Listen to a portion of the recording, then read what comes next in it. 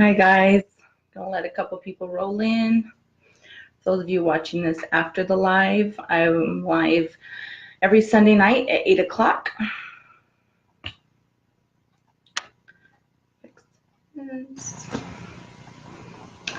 Okay, so for those of you who know why you're here, we are going over the 4 top debt payoff tips that I have. And I started this page when I started couponing in 2012. So 7 years I've had this Facebook page, and I just started making it more interactive and helping people more on the money side as opposed to couponing because it's a lot harder now. So that's a little background as to where we're at. This clock, this clock is late, but I'm on time. So for those of you that are with me, I got 5 friends moving along. So I have brainstormed and come up with a simple, doable, manageable program for anybody to be able to pay off debt. You can make $10 an hour and you can still do this. So there's no excuses. There's no reason why anybody should be in debt.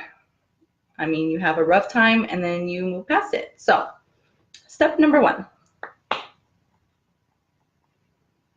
No more debt. That's it. No more debt. Because you are paying off and paying off and paying off. And as you're gaining traction and being able to pay things off, if you're still charging things on your credit card or taking on more debt onto your name, you're not doing anything. You're literally paying something just to, okay, I paid it off, but I put it on this. So you're just literally changing hands with your debt. So you're giving it from one place to the next, from Chase giving it to Navy Federal, and you're never getting out of this cycle. So that's step 1. Step 2, got my handy dandy notepad here, more like my tablet, but okay. Step 2, you need to understand how you got this debt. So you need to be real with yourself. You need to either sit down with your spouse. Maybe it was their fault. Maybe it was both of you. You never know. If you're single, obviously it's all your fault, so figure it out. But everybody has a reason or a trigger. So some people just eat out a lot. They eat fast food. They don't cook at home. They're always on the go, go, go. And they never are able to save money because they're spending $8 here, $10 for dinner, and that adds up. I mean, $20 a day in a month, that's a lot of money for one person. And you're thinking, okay, I'm single, it's fine, it's fine. No, it's not fine. It's not, because at the end of the day, it's adding up and adding up. And me, myself, and I am very guilty of doing this also, because that was one of my things. Is I was like, man, we're always in the car, we're always on the go, we got to get something, I'm hungry. And not anymore. So starting in January, after I saw December's fast food balance, I went, never again. So I made sure no more. Cook. I plan dinners, especially. I try to make extra. That way the next day could be for lunch. But I don't really like leftovers, but you gotta do what you gotta do. And I be eating leftovers now. My husband's like, why do you even cook? You're not even gonna, or why do you even save it? You're not gonna eat it tomorrow. I said, well, one of these kids is gonna eat it. Somebody's gonna eat this food. So what caused it? Another thing is spending, obviously. Shopping. So could be clothes.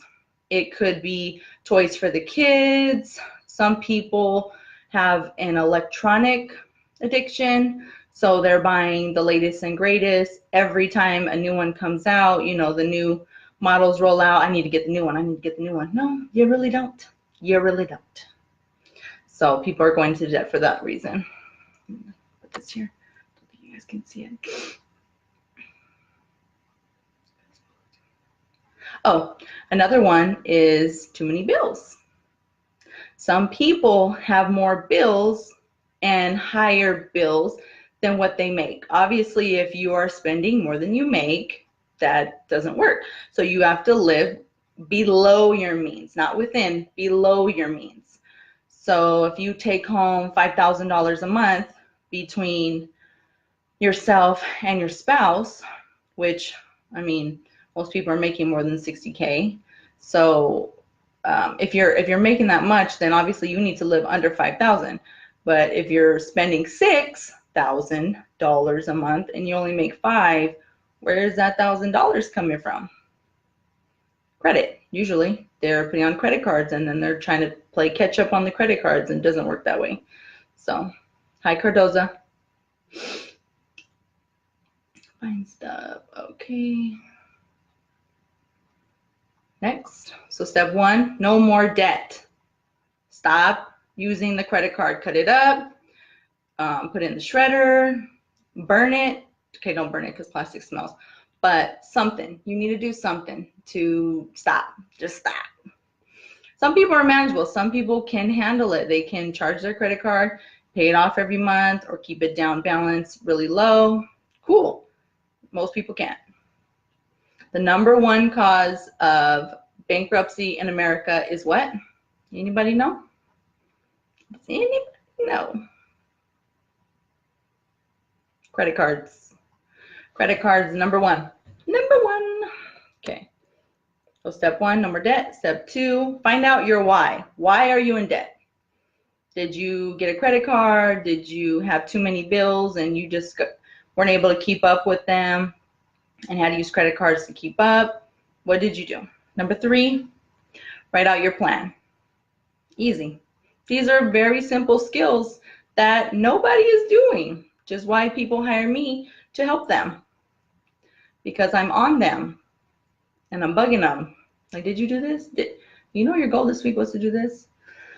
Number 3, write your plan. So what you have to do is gather all of your debts, all of them. So your credit cards, student loans, car payments, mortgage.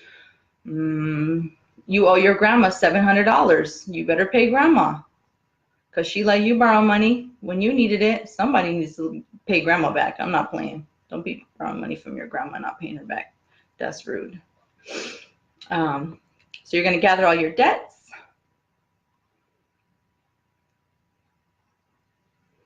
You're going to write them up. So this is what it's going to look like. I posted this in my K14's Cash and Credit community group. So turn it. So you're going to list them from the smallest to the largest. And I've also went intense over here and have broken it down deeper.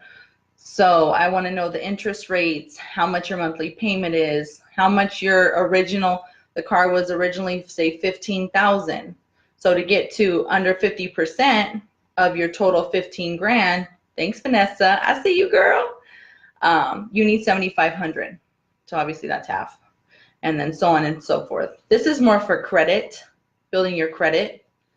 You want to get your loans lower, but I'm not going over credit right now. I'm going over getting this debt down. So obviously the credit card would be first to pay off. Hopefully you guys can see that. I'm learning this way. Okay, it's backwards. My thing timed out. Thank you. Okay, so your balance, interest rate, minimum payment. Oh, also, what day of the month is this due? So is your car payment due the 17th or the 2nd? You need to know that. That way you're not late and you know what you're doing. Okay, so let me review for my 12 people that are on here, because I usually get other people later. So if they're not live now, they'll watch it later. Number 1, no more debt. Just stop. Just stop. Cancel it. Done. No mas. What caused your debt is number 2. So you need to figure out what your why is. Either you're overspending, you're buying dumb stuff you don't need. I mean, you gotta understand, I'm a couponer, so I collect and store toys all year long for my nieces and nephews, because at Christmas time, I have to give gifts for all of my friends' kids, my family's kids, and my husband's family's kids. So I have 3 separate Christmases to plan for throughout the year. So if I see a Transformers toy that's usually $50 and it's on sale for $8.99 on clearance, I'm going to get it for $9. So I've cut back a lot. I've gone through the toys and, you know, minimalized them little by little as birthdays come up and stuff. But if a good deal comes, I'm going to snatch it because it saves me money later. So yeah, that $9, maybe I shouldn't have spent it, but at the end of the day, it's worth $50. I spent $9. It's a great gift. He's going to love it. So that's my thoughts. But some people, they're literally having brand new clothes, shirts and dresses and shoes they've never worn in their closet, and then they donate it or sell it or whatever. It's like, why did you even buy it? You don't need it. So 1, 2, 3. Step 4, debt snowball. Talked about it a little bit on last week's live. Debt snowball. Pay your first one first. So if you have, you know, a $400 Visa credit card, as soon as you pay that $400 off, that payment was like $30. Roll that $30 into the next debt. So your next debt could be your $3,000 student loan. So now instead of making $200 payment to your student loan, you're taking your $200 student loan and adding the $30 that you were paying with the other credit card too. So you combine them. Okay.